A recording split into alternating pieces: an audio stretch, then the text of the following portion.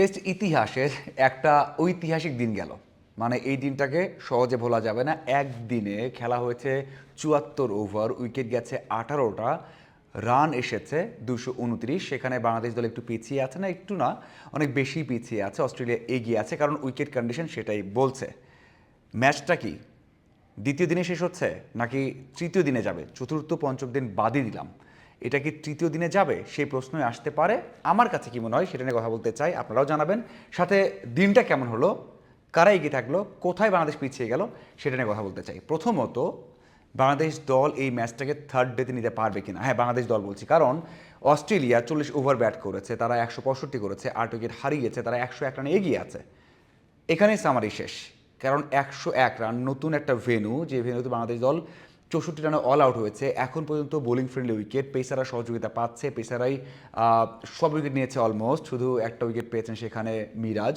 এছাড়া মোটামুটি সব উইকেট নিয়েছেন পেসাররা। এখানে পেসাররাই এমনই করবেন, এবং দ্বিতীয় দিনেও পেস ফ্রেন্ডলি উইকেট থাকবে সেখানে ১০১। যদি কোনো কারণে অস্ট্রেলিয়া এই লিডটাকে ২টা উইকেট হাতে রেখে, গ্রিন যেহেতু আছে, এই লিডটাকে ১৪০-১৫০ করে, অথবা ১৩০ করলো ১০১ থেকে, বাংলাদেশ দল ব্যাট করতে নামবে। আবারও সেই কঠিন পেস বান্ধব উইকেট, সাথে হচ্ছে তাদের তিনজন পেসার, হ্যাজেলউড, কামিংস এবং স্টার্ক ৬টা উইকেট নিয়েছেন। এই পেসারদের এগেনস্টে ওই যে ব্যাটিং লাইন আপ যারা ধসে গেল একদম, ৩৯ রানে ৯ উইকেট গেল একদম, তারা কি পারবে ১৩০ করতে? ইনিংসেই হারতে পারে। সেটা আবার দ্বিতীয় দিনের মানে শেষ হতে হবে না, হয়তো বা খেলা বাকির ২০ ওভার আগেও সেটা হতে পারে, ১০ ওভার আগেও সেটা হতে পারে।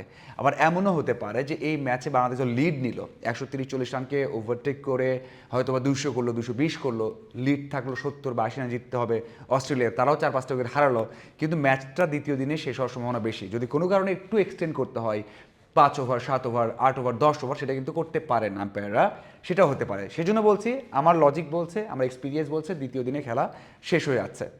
তো এটা হচ্ছে খেলার নিয়ে কথা, যে কতদিনে শেষ হচ্ছে। এখন আসা যাক যে খেলাটা কেমন হলো। বাংলাদেশ দল লজ্জায় পড়তে নিয়েছে প্রথম দিনেই। অস্ট্রেলিয়াতে এটা থার্ড, মানে এই হিস্ট্রিতে, যে অস্ট্রেলিয়া এর আগে ২৪-২৫ সালে, ২৪ সালে একটা, ২৫ সালে ২টা ম্যাচ এমন হয়েছে যে একদিনে ১৭ থেকে ২০টা উইকেট হারিয়েছে। এটা হচ্ছে তৃতীয় যে ১৮টা উইকেট হারিয়েছে। এর আগে ২টা হয়েছে ২৫ সালে, ২০টা করে উইকেট কিন্তু হারিয়েছে বা পড়েছে একদিনেই। তো সেটাও একটা রেকর্ড। এটাও একটা রেকর্ড যে একদিনে ১৮টা উইকেট অস্ট্রেলিয়ার মাটিতে। সেখানে বাংলাদেশ দল যে লজ্জায় পড়তে নিয়েছিল সেটা হচ্ছে মাত্র ৬৪ রানে অল আউট, ৩৯ রানে আর ৯ উইকেট। এরপর কি হবে?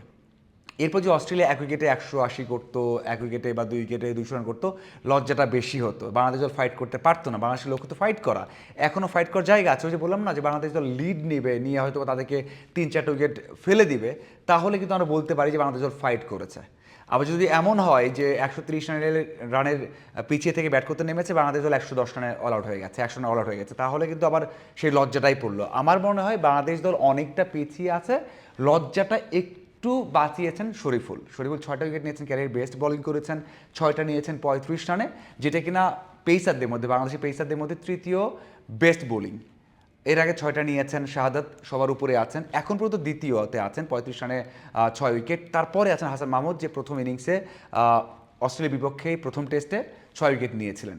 সম্ভাবনা আছে সবাইকে ছাড়িয়ে যাওয়ার, সব পেসারকে ছাড়িয়ে যাওয়ার, কারণ পেসারদের মধ্যে ৭ উইকেট কেউই পাননি। যে শরীফুল দ্বিতীয় দিনের সকালে একটা উইকেট পান, তাহলে কিন্তু হিস্ট্রি লিখে ফেলবেন। এমনিতেই এই ম্যাচটা কখনোই ভুলবেন না, অস্ট্রেলিয়ার বিপক্ষে ৬ উইকেট নেওয়া, এটা আসলে চারটিখানি কথা নয়, হিস্ট্রিতে সারা জীবন থাকবে, তার নিজের মেমোরি থাকবে। তবে ৭ উইকেট নিলে বাংলাদেশের যেই লিস্টটা আছে সেখানে সবার উপরে উঠে যাবেন পেসারদের মধ্যে। এখানেই স্বস্তি যে শরীফুল ওই জায়গাটা দিয়েছেন, যে বাংলাদেশ দল হয়তো ইনিংসে হারবে না, বাংলাদেশ হয়তো বা ফাইট করতে পারবে, সেটা শরীফুল দিয়েছেন ৩৫ রানে ৬ উইকেট নিয়ে। এখন বিষয়টা হচ্ছে, যদি বলতে যে বাংলাদেশ দল কোথায় পিছিয়ে গেছে, সেটা বলতে হলে ব্যাটসম্যানদের কথাই বলতে হবে লিটন দাস ব্যর্থ হয়েছেন, বলতে হবে শান্ত ব্যর্থ হয়েছেন, ডাক মেরেছেন, বলতে হবে দুই ওপেনার দুই ডাক মেরেছেন। পেসাররা যদি ভালো ব্যাট না করতেন, শরীফুল ভালো ব্যাট না করতেন, হাসান মাহমুদ ভালো ব্যাট না করতেন, মানে টিকে না থাকতেন, তাহলে এটা ৪০ রানের নিচেই বাংলাদেশ দল অল আউট হতে পারতো। তো ওই জায়গাতে বাংলাদেশ পিছিয়ে গেছে, এবং সবচেয়ে বড় কথা হচ্ছে যে এমনটাই, মানে অস্ট্রেলিয়ার আভাস ছিল তারা এমনটা উইকেট করবে।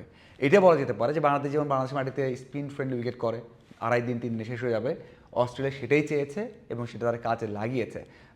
আমার মনে হয় দ্বিতীয় দিনে খেলা শেষ হবে, সেটা বাংলাদেশ দলই হয়তো বা হারতে যাচ্ছে। তবে একটা কথা বলে রাখতে চাই, সেটা হচ্ছে বাংলাদেশ দল যদি কোনো কারণে ডারউইনের মতো ব্যাট করতে পারে, তাহলে বাংলাদেশ ম্যাচ জিততে পারে। কিভাবে? সেটা হচ্ছে যদি সেকেন্ড ডেতে ওদেরকে দ্রুত অল আউট করে দিয়ে পুরো দিন ব্যাট করতে পারে, কিছু করতে হবে না, মানে পুরো দিন ব্যাট করতে পারে 90টা ওভার, ওটা হয়তো 10 ওভার ব্যাট করলো, বাংলাদেশ দল বাকি 80 ওভার ব্যাট করতে পারে 6টা উইকেট হারিয়ে, তাহলে বাংলাদেশ দল এই ম্যাচ জিততে পারে। সেই সম্ভাবনা কিন্তু আছে, কারণ একটা বড় ইনিংস পুরো ম্যাচ চেঞ্জ করে দেবে। যদি কোনো কারণে বাংলাদেশ দল আবার 160 থেকে 200 রানের মধ্যে লিড নিতে পারে, এই ম্যাচ বাংলাদেশ দল জিততে পারে। এবং 139 বছরে যে কাজটা হয়নি, অস্ট্রেলিয়া তাদের মাটিতে হোয়াইট ওয়াশ হয়নি, সেই কাজটা কিন্তু হতে পারে, সেই সম্ভাবনা কিন্তু থাকছে। আপনার কি মনে হয় ম্যাচ কদিনে শেষ হবে? বাংলাদেশের সম্ভাবনা দেখছেন কিনা? প্রথম দিন কেমন গেছে জানাবেন। ধন্যবাদ সবাইকে।